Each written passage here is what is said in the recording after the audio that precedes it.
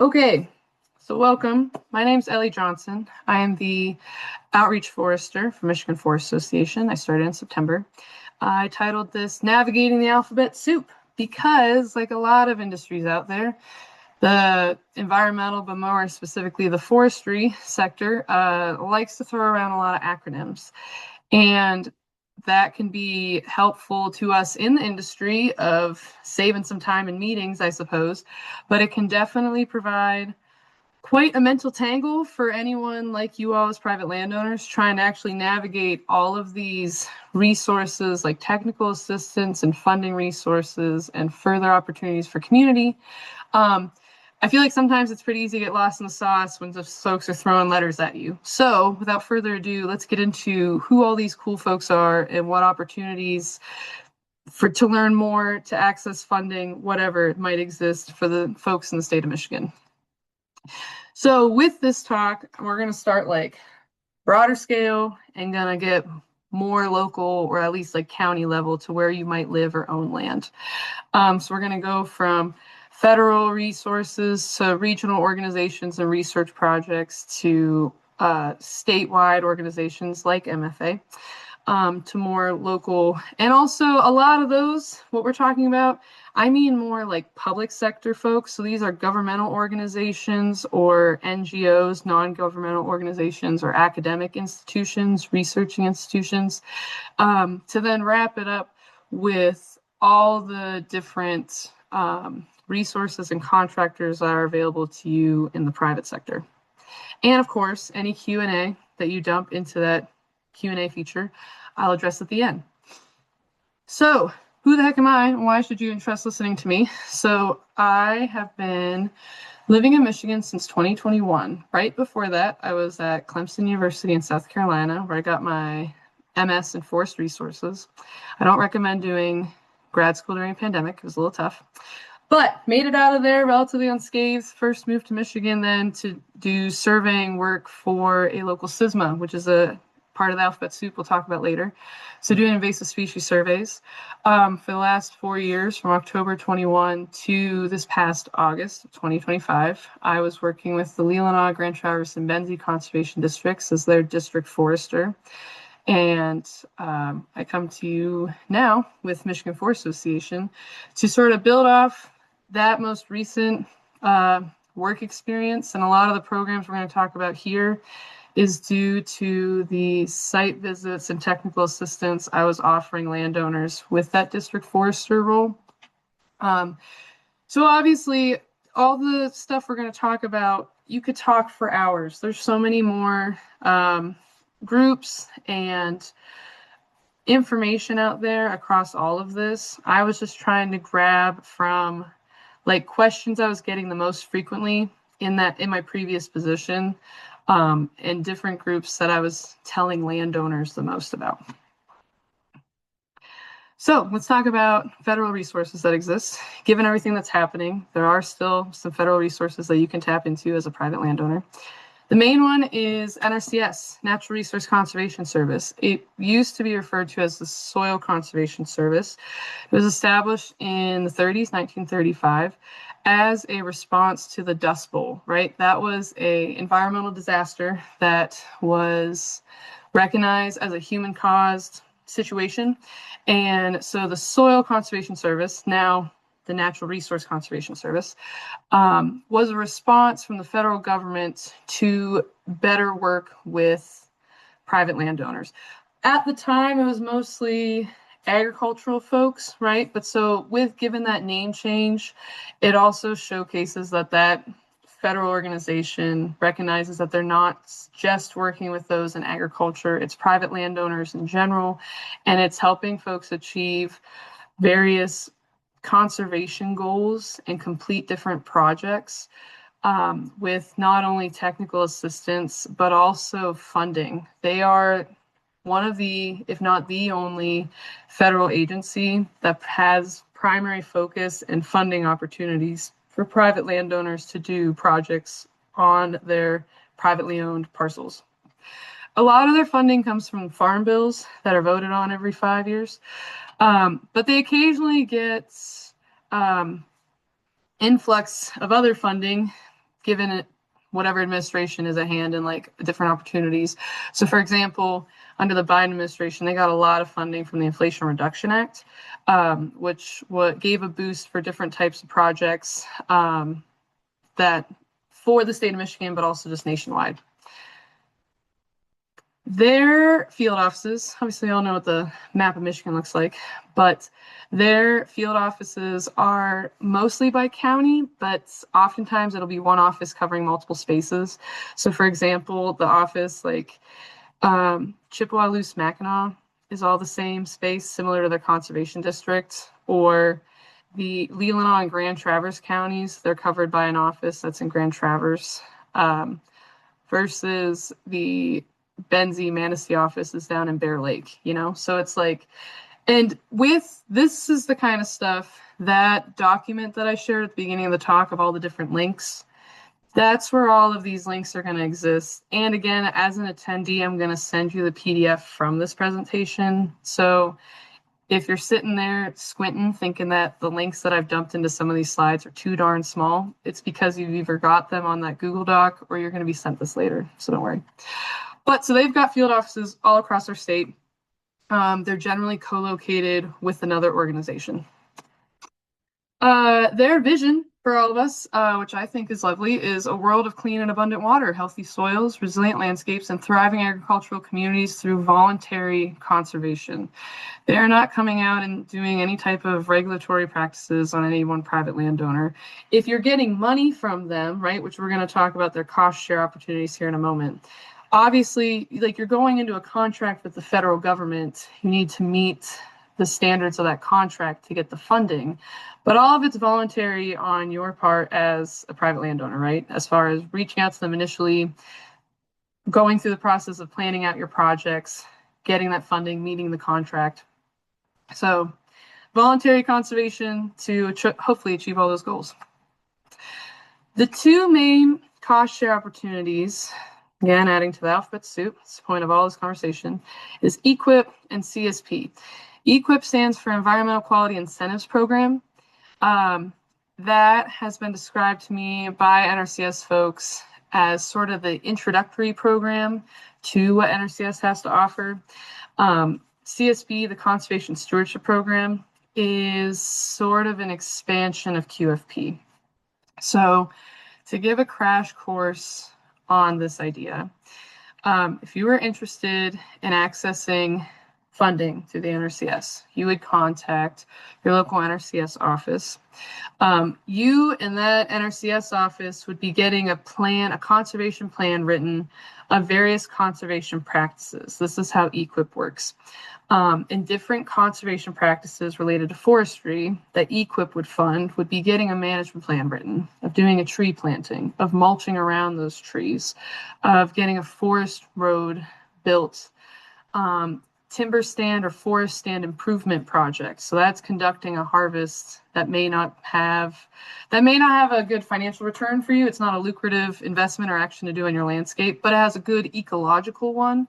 And so they help offset the cost of doing something like that.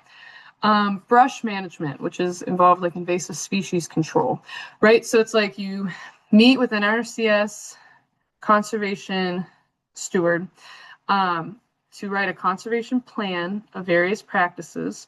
That plan goes down to Lansing, and then based on, they're the ones that are sort of like the Roman emperor in this, whoever's down in Lansing, right? They look at your plan, and based on statewide or national criteria, they're yaying or naying if your plan is going to get funded. Sometimes it's partially funded. They're like, we'll help you get your plan written, but maybe not pay for the brush management, right? So sometimes there's partial payouts. But so you work to get a plan written, goes down to Lansing, gets approved or not. You're told that it's approved. You make a contract, you're shaking hands with the federal government. Then you go and do the project. You have the NRCS rep come out and like, look, the thing is done. And then you get paid, right? So it's a reimbursement model, which I feel like not everyone knows up front. They think they're going to get the monies beforehand. So just be aware of that. So like there's definitely money that the government wants to still invest in you as a landowner in the projects you're doing, but you have to front the cost first, invite them out and be like, see, ta-da, I did it. And then you get the reimbursement. CSP is a little bit different. It's a program based on the idea that you're going to be providing enhancements to your property based on different project categories. And so that one is like you just get like a set payout per year for a certain timestamp with the thought that like you are going to continue to invest and improve upon the ecological and then inadvertently the economical value of your property in this way. So again, like I'm more familiar with EQIP as my last job, and that was like the introductory program. But if you're interested in either, or if you've done the one and you hadn't heard of the other, there's still some more money for you to improve on your property if you'd want. For anything that you're doing with NRCS and you need to hire a private sector contractor, like say that example, like that they'll fund you getting a forest management plan written. The plan writer, though, needs to be a technical service provider. That is a designation they would give to a private sector individual to do the project for you. And so there's different hoops that private sector individual needs to jump through in order to be on this list of TSPs that is offered by NRCS. So just be aware that not everyone is on this. Not everyone feels like jumping through those hoops for the government to complete jobs for you and to get those payouts from the government. So there are some different limitations in trying to access that funding through NRCS. American Tree Farm System. This is another voluntary program for private landowners to garner community between private landowners, but also just to highlight and showcase folks doing the right thing and provide educational opportunities between those individuals, right? Like networking and just further educational events, but also giving you a cool sick sign that you're interested and invested in this program. So it's a network of over 74,000 family forest owners nationwide that are managing about 19 million acres of forest land, right? How this program works, if you're interested in this, is because it's all for like highlighting people who are like trying to do the right thing by their woods. So they have these standards of sustainability. You would work with your private sector forester to have a plan based on those standards of sustainability. Your plan, that person would come out or that person or another individual, it could be public or private sector, would be an inspector for tree farm system. They would assess your plan. They would assess the lands that you own and the ecological and cultural value of that space. Like they also look into like historic sites if you've got threatened and endangered species on site, right?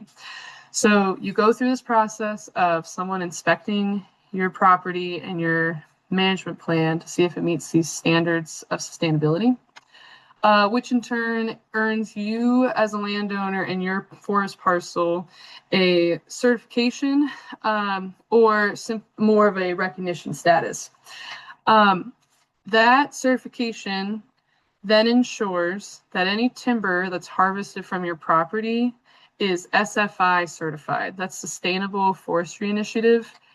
It's, as far as all the logos I've been throwing through this PowerPoint, I should have added this one on here too, but it's like a little leaf with a swirl in it. You've probably seen it like on a tissue box or a cereal box or something.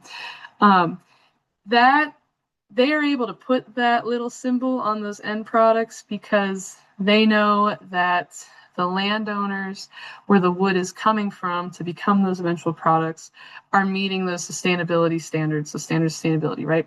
And that is all in the system for American Tree Farm. Also, like their three big buzzwords are community recognition and legacy, right? So it's like if you meet those standards, you get this really cool big sign that you put at the end of your driveway, or when folks are zooming along the road, they can see that big green and white diamond and know that you are trying to go the extra, you're trying to go above and beyond what forest management could look like. And that's very cool. Plus, Michigan's Tree Farm Committee in recent years has been offering funding for different forestry field days and education experiences for private landowners across Michigan. So in my current role and the one that I just had, they've been very fun to work with as far as supporting community groups.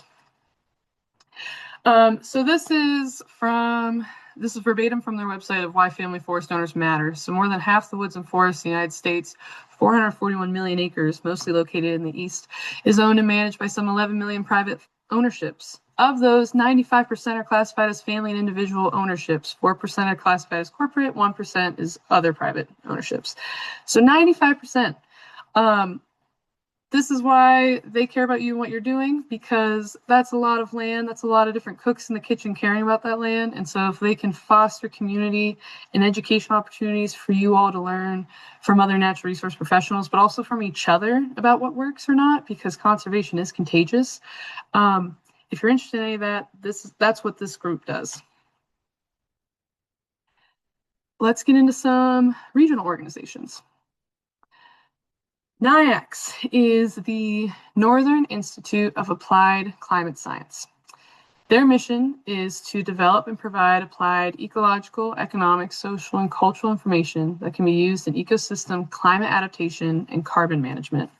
So they're very much a partner-based organization, which can be kind of confusing sometimes as being a teammate with them, but also being a landowner wanting to reach out to them to ask questions, because everyone that works for NIAX might have a different email, right? They might have a Michigan Tech, like mtu.edu, or they may have a Forest Service email address. And it's because their organization is spread out and it's actually like propped up by these partnerships having different individuals in these other organizations.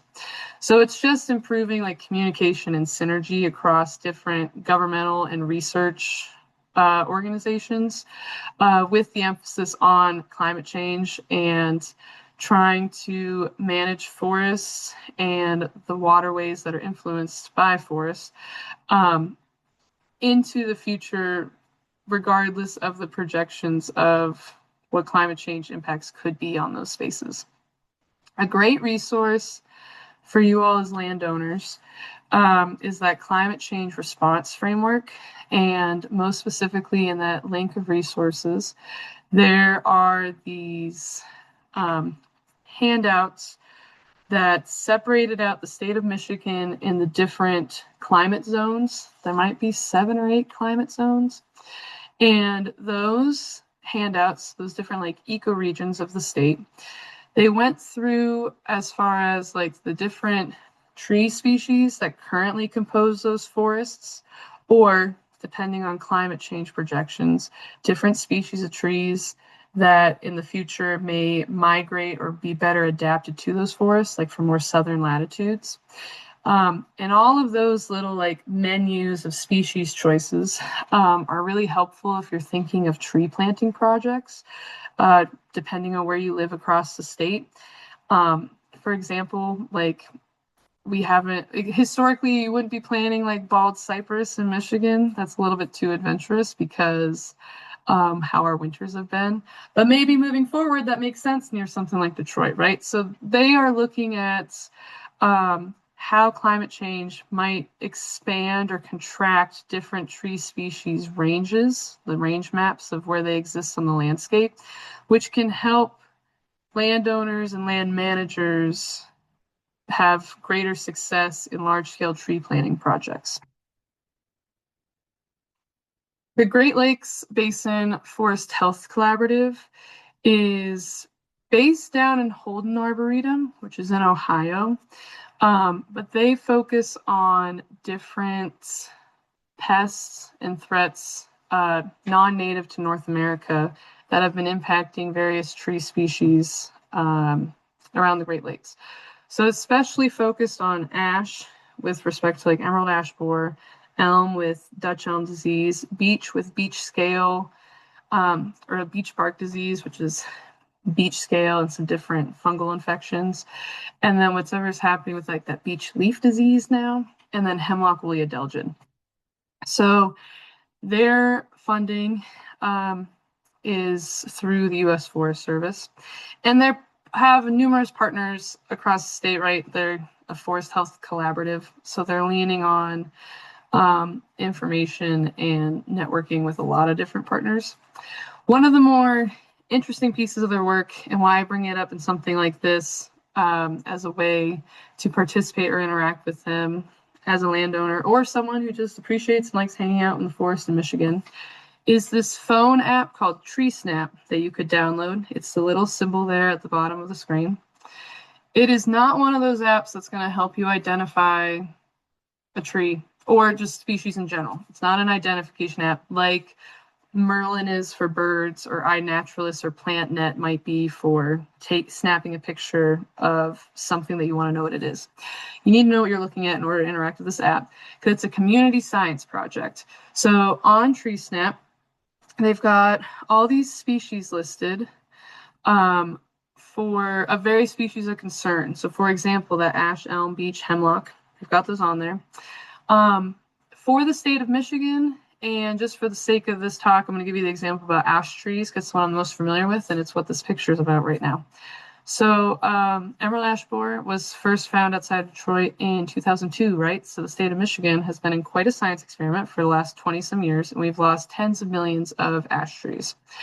They, as in the Great Lakes Basin Forest Health Collaborative, want to know if there are any lingering ash trees that actually weren't impacted by the insect, something to do with their genetics, or maybe it was just environmental conditions or straight up luck, who knows. But so they want to know where some of those individual trees, those lingering ash, may exist across the landscape. So what you can do as a landowner, if you're going on a hike, you come across some big, beautiful green ash tree, right? That's old enough. It's big enough that gives the idea that it's old enough that it probably should have been impacted by the insect, but it wasn't. You can log into this app. It's going to ask you to like take a picture, drop a GPS coordinate, ask you some other questions about the tree's health, like how it looks maybe. That little data point out in the landscape is then going to be popped over to researchers down in Holden Arboretum on their spreadsheet, where then they're going to connect with partners like me, like in this photo, and then this is a gentleman from the DNR, to go out and potentially collect samples or scions from those ash trees, send them down to Holden Arboretum, where they're going to graft them to rootstock and do genetic testing and modeling, and ideally in the next 20 to 30 years, they'll be able to use this nursery of lingering ash genetics to create emerald ash borer resistant nursery stock. So just a neat group to be aware of, and also just with your phone, like the accessibility of it, it's a neat community science project that you could interact with if any of these species are also important to you. MISIN is the Midwest Invasive Species Information Network. So they have a lot of online resources. There's a lot of education that they have on there as far as helping you to identify different problematic plants and organisms. So they are assisting both experts and community scientists in finding, it's a similar like process of like a community science through your phone. They also have a phone app where it's like if you think you see a thing based on what you learned from their training modules online, like for example, this is a picture of Phragmites, which is not your best friend when it comes to owning and managing any type of shoreline in Michigan, right? This can be a nasty plant. So they are a system of reporting of where something might be. They're full of education of what the things are. And this is used for just those in general community, but also reliant on a similar process to TreeSnap as far as when those data points are collected, sending them to different invasive species groups around the state that can actually then go out and further manage and hopefully eradicate those problematic populations. Let's talk about state organizations. And of the talk, this is probably the this is where most of the information lies, so buckle up. Michigan Forest Association, that's who I'm representing right now. We're a nonprofit membership-based organization that was founded in 1972. We currently have around 900 members, which is representing about 700,000 acres, mostly forested acres, in Michigan.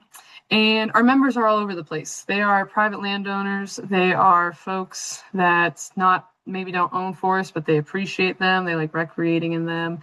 They are private sector foresters, researchers, various types of natural resource experts, those who work for land conservancies, and those who just like hiking.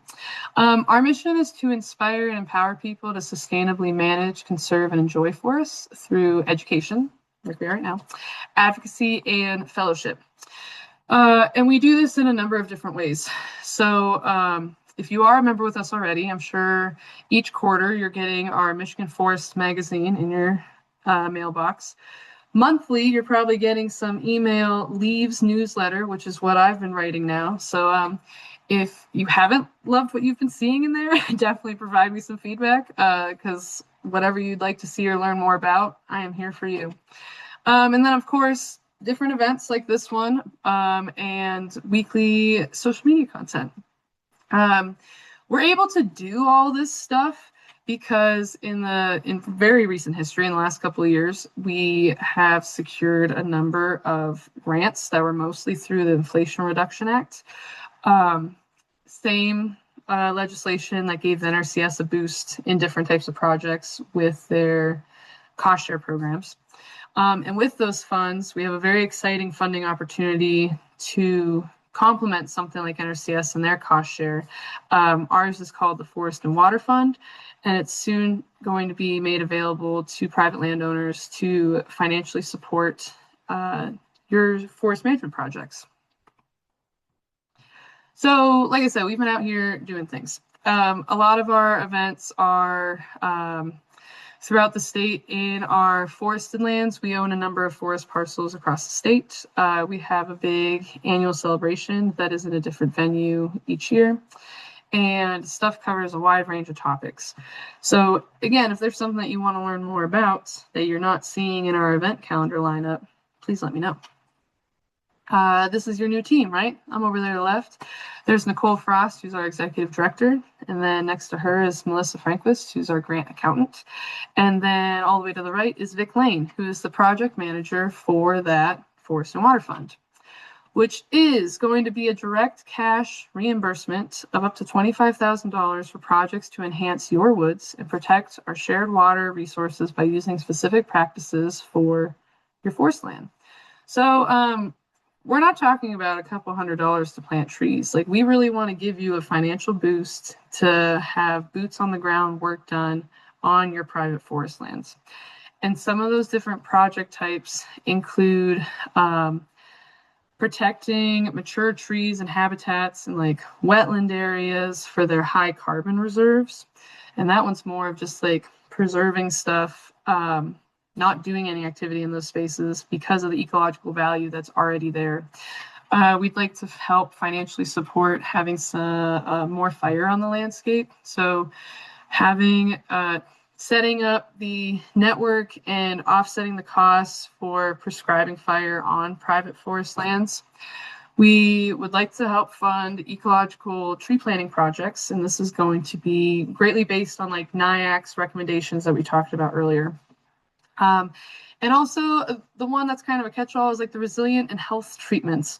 And so that's going to be some of those like timber stand improvement kind of projects. This might be dealing with invasive plants. It may be mitigating or dealing with oak wilt. So this one's a bit more broad about what the funding could be used for. So again, it's going to be direct cash reimbursement, potentially up to 80, 100% reimbursement. Depending on who you are as a landowner and what your costs or what your project is.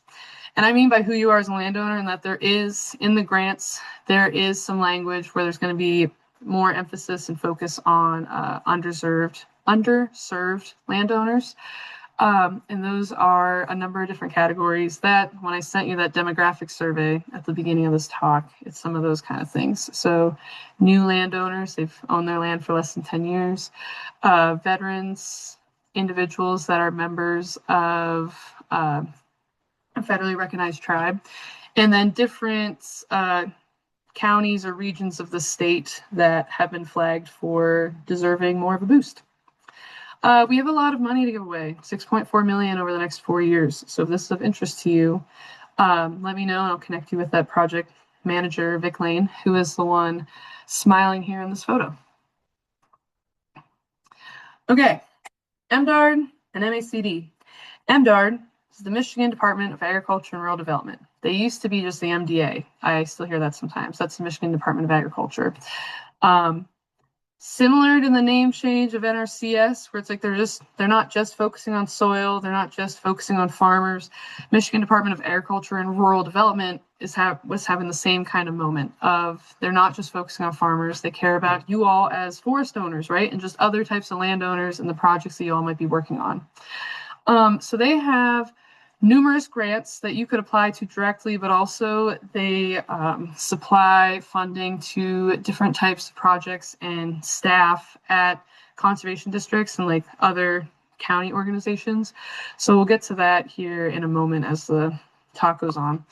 They're also the group that if you, as an individual or especially as a company or an organization like an invasive species group or land conservancy that might be working with chemicals to deal with invasive plants, or an arborist that treats trees, or a road commission that sprays along the roadside, they're the ones that keep track of and offer the continuing education opportunities for pesticide applicator certifications. Michigan Association of Conservation Districts, MACD, I put them on the same slide just because they are receiving a number of the grants that MDARD has available. They are the overarching group that supports and advocates for all the conservation districts that exist across the state. There are 75 of them. And we'll talk about districts here in a moment. But they are they're a type of local government that offer technical assistance to you all as landowners. So MACD is sort of the main, like the head honcho that's offering leadership, coordination, and training to all those districts to better service you all as landowners. Two of those MDARD forestry programs that are specific to forestry is the Forestry Assistance Program, which that's a grant that's given to MACD conservation districts. And that's the position that I just had the last 4 years as a district forester. So the soundbite for that is being a free resource for private landowners to offer technical assistance. So Forestry Assistance Program is there are a number of districts around the state that have a forester on staff that will come out at no cost to you because you've already paid for by the state budget for conducting one-on-one site visits to answer questions for you about your forest on site.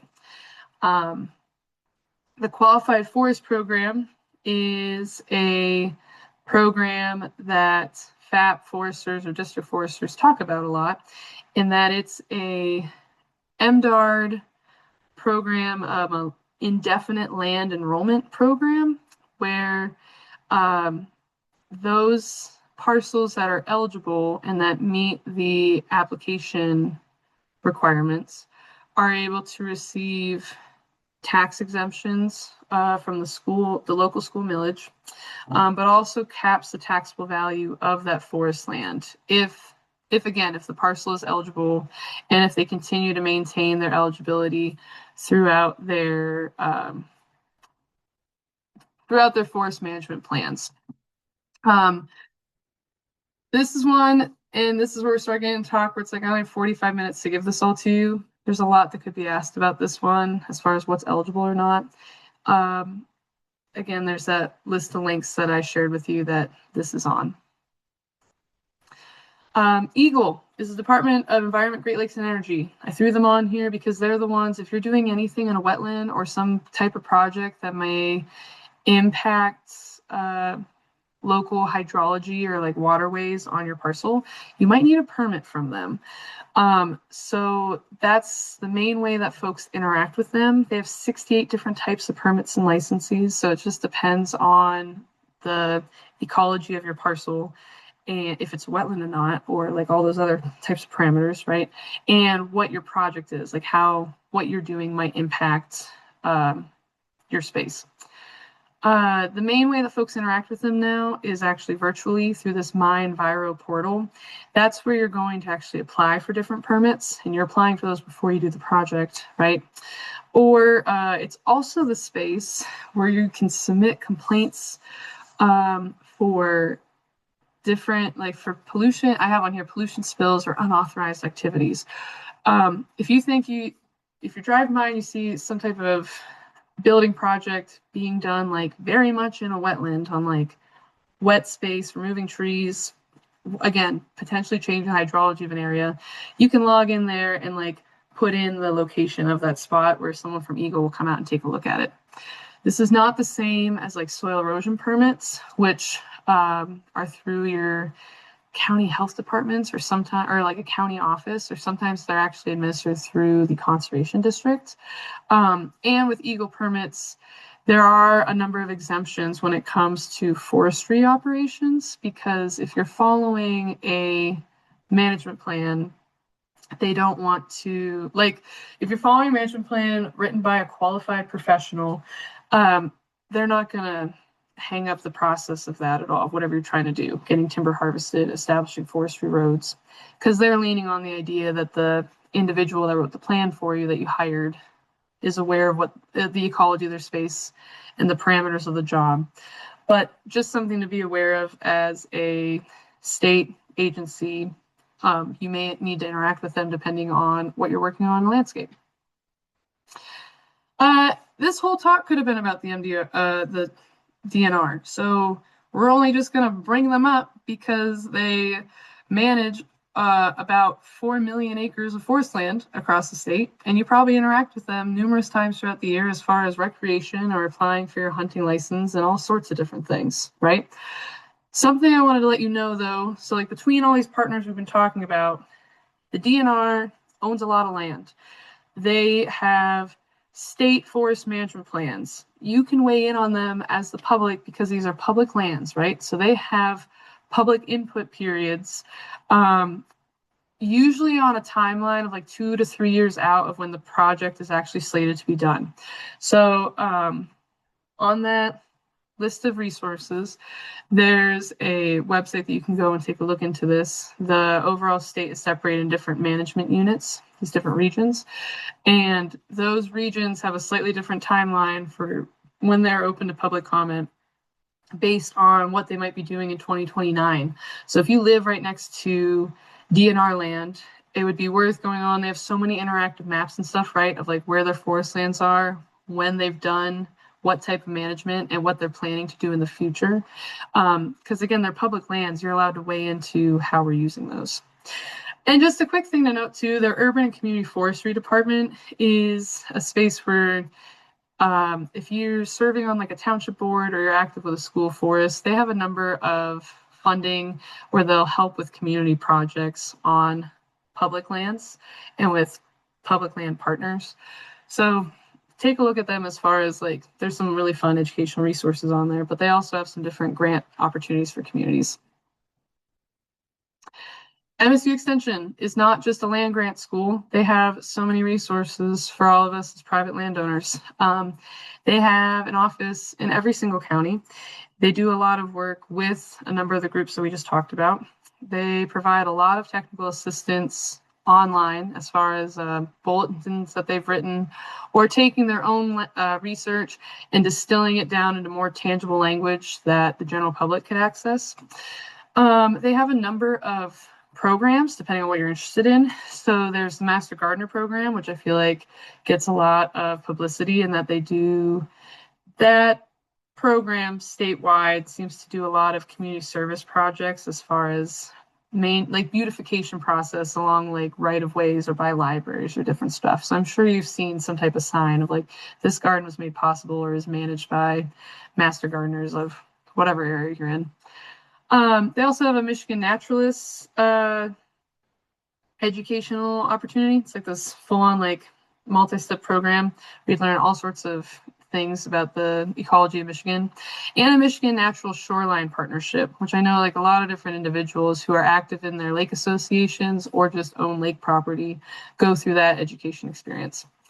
They as a researching like academic institution do a lot of work on different forest pests, emerald ash borer, oak wilt, all sorts of things that you as a private landowner may be concerned about. So they have a lot of stuff to read about all of that, but they also have a plant and pest diagnostics lab where it's more, I feel like a lot of the samples that they take is more for folks like in agriculture production, like soil tests and plant samples and stuff for various like crop species.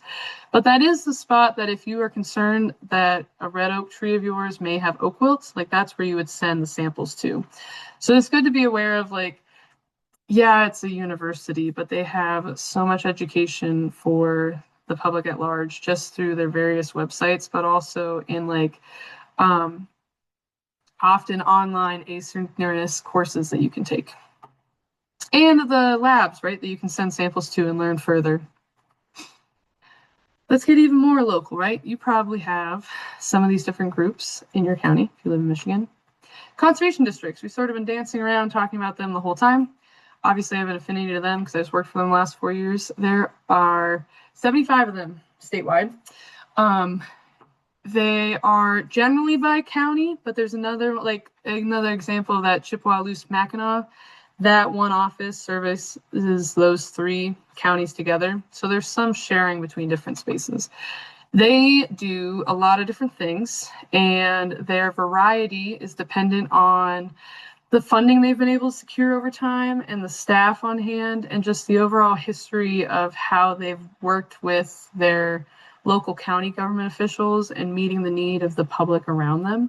So not all districts do all the different things that I'm talking about as far as like, so it's definitely like if you have a conservation district in your county, you're serviced by one of them. But so if you've got the time to go in and shake hands with somebody and just see what is immediately available to you at your local conservation district, because all of them do a bit different things. So for example, that forestry assistance program we were talking about earlier, that MDARD grant, that's the map on the left. Not every district receives a grant from MDARD. This is a little outdated map because Houghton and Keweenaw do have a district forester now.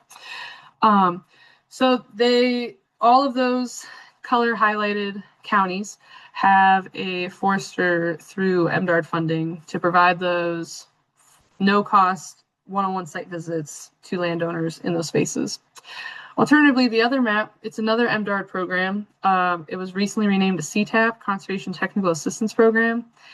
I guess it's a shorter acronym. I honestly liked MEEP, even though it was clunkier with the amount of vowels that are in there. But it was Michigan Agriculture and Environmental Assurance Program. So MEEP is more about agriculture producers, right?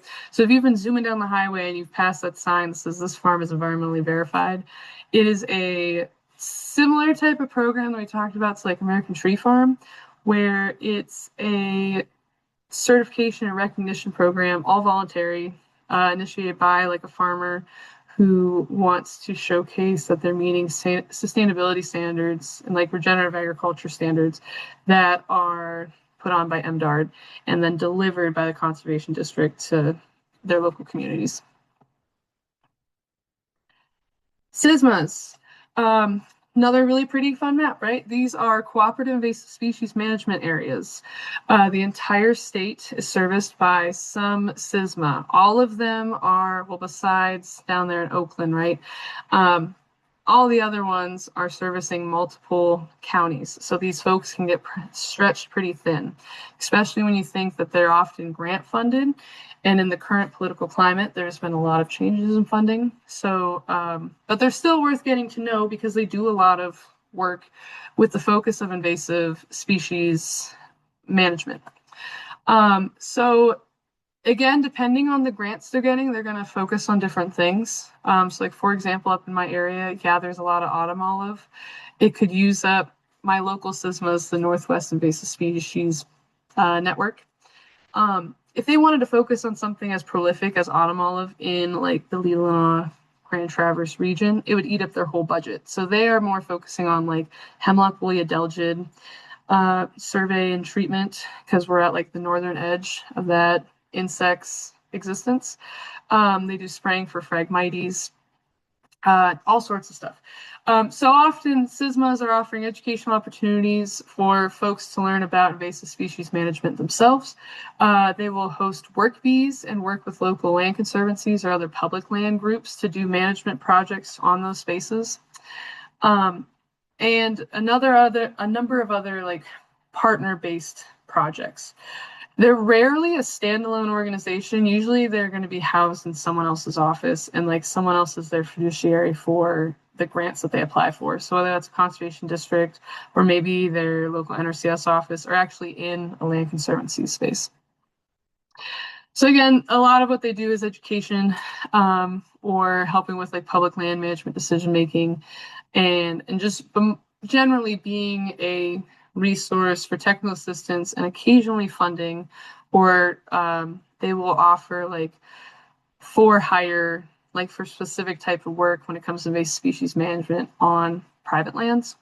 So groups in your area that are worth getting to know. Land conservancies. There are a lot of these across the state. So this slide is incredibly general. There's about 800,000 acres that are protected in Michigan. Something that I think gets lost with like conservation districts and land conservancies. They're both relying on that word conserve. Land conservancies, though, are more in the business of land preservation. So if they themselves own land outright, they are managing those generally for public access and for preserving ecological value of that area indefinitely. If you or someone you know has worked with the Land Conservancy for a conservation easement, that is a voluntary agreement from the private landowner, so that land stays in private hands. But then there are established restrictions on that parcel moving forward, regardless of who the owner is going to be. So a local land conservancy doesn't own the land that has an easement on it. It's still in the private landowner's hands and then inherited by their children or sold to somebody or whatever. But now that parcel, based on its ecological value, has different restrictions on it when it comes to development or active forest management or whatever. These are also spaces that folks interact with a lot, recreating on their public trails, going to their events. And if they're connecting with you as a private landowner, the technical assistance that they're offering is based on that more land preservation side of things and not so much with land use, even though oftentimes they have folks on staff that are forest ecologists, that are foresters outright, that are wildlife biologists. So just to be aware of that that's sort of more what their focus is, preserving spaces. And there are a number of them across the state. I just started looking up different ones to get, and all their logos are adorable, right? So I'm sure there's one that works within your area. You may even have numerous ones nearby that are spaces that you like to hike on. So definitely connect with these folks and see, these are fun places to volunteer if that's something that's of interest to you as far as trail maintenance or invasive species control, or maybe hanging out with a goat herd if they have one. Okay, the last little bit, private sector. I'm mostly going to be talking like upper level when it comes to different like professional organizations. So we've got quite an alphabet soup here. We've got the Society of American Foresters, Association of Consulting Foresters, and then the DNR has a directory of registered foresters. So SAF is a more diverse membership based. There'll be public and private sector foresters that may be a member of SAF, but what to know about them in particular is that they sort of have the gold standard for a certification program.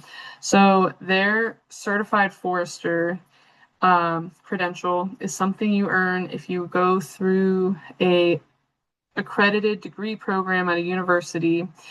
You got to pass this test that's 150 questions and generally 3 hours long. Usually people use all 3 hours, right? That thing is not easy.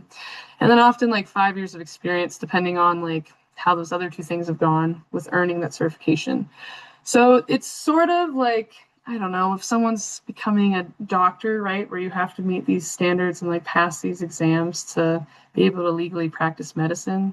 It's not like it's legal per se, but a forestry professional that earns that certified forester status is a well recognized and more legitimate individual for having done so. And actually, so like Association Consulting Foresters, DNR's registered foresters, both of them sort of revert back to and lean on the certification process of SAF. Association Consulting Foresters, just as it says, they're consulting foresters, and DNR registered foresters, same idea. They're often consultants, where SAF is going to be a lot of academics and even students and public sector individuals, industry foresters, those that work for the Forest Service or are managing your public lands. So membership for that organization is a little all over the place, but the certification standard is higher.